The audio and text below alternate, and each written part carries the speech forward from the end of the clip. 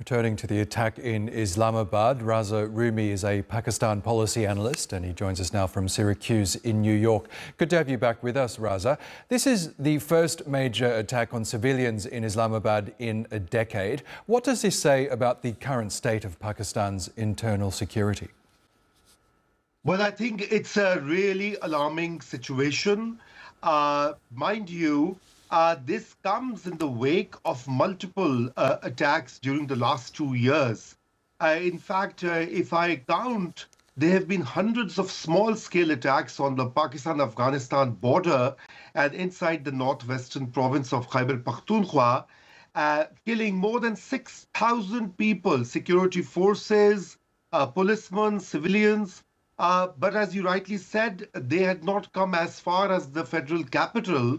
And this has obviously created a very serious situation for the government, because Islamabad is the seat of power. It's the place where the parliament, the Supreme Court, and a few miles away, the military headquarters are located, which basically means that now Pakistan's position on the threat of terrorism not only has been validated, but the country will have to take further steps to arrest this, expanding network of terror operations within Pakistani mainland. Yes.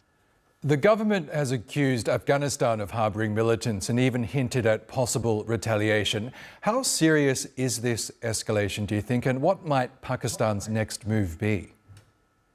Well, I think Pakistan's defense minister and other members of the government have quite clearly stated that they're going to now get back, at the militants who have found a base in Afghanistan, sanctuaries on Afghanistan soil. This is the Pakistani branch of the Taliban movement known as the Tehreek-e-Taliban Pakistan, or TTP. And their hideouts and their locations are known to the Pakistani security forces.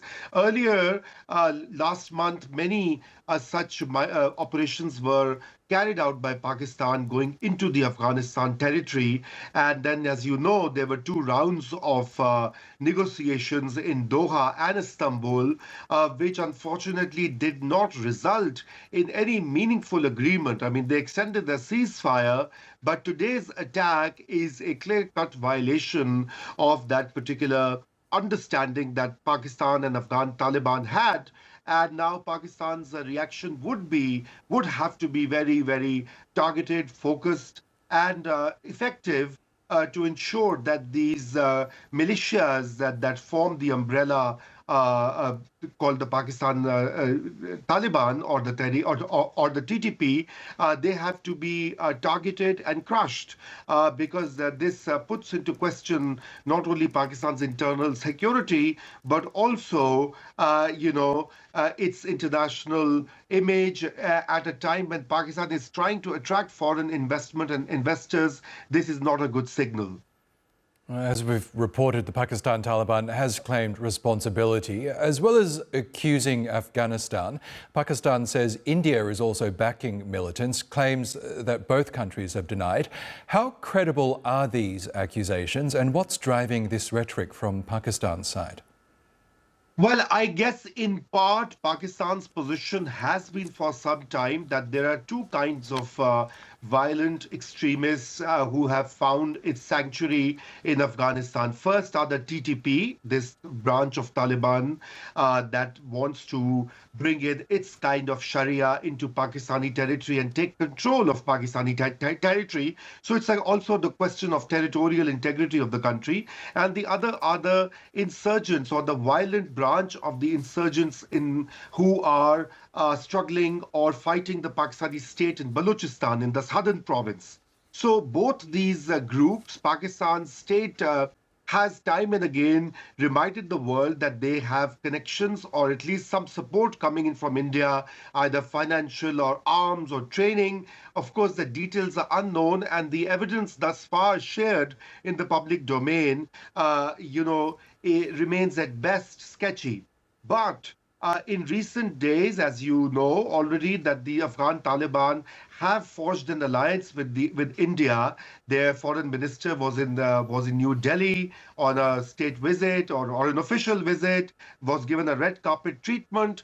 Of course, it was more posturing and symbolic, but that has strengthened Pakistan's view, or the Pakistani state's view, that India may be supporting some of these groups. Of course, I think the best way would be that these two countries talk to each other and sit on a table of dialogue and thrash out these issues instead of hurling accusations, because that has been the case with India as well.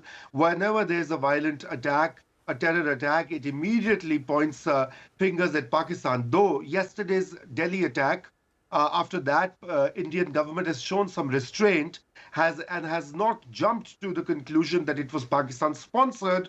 But I guess it's a matter of time before this default position sets into motion.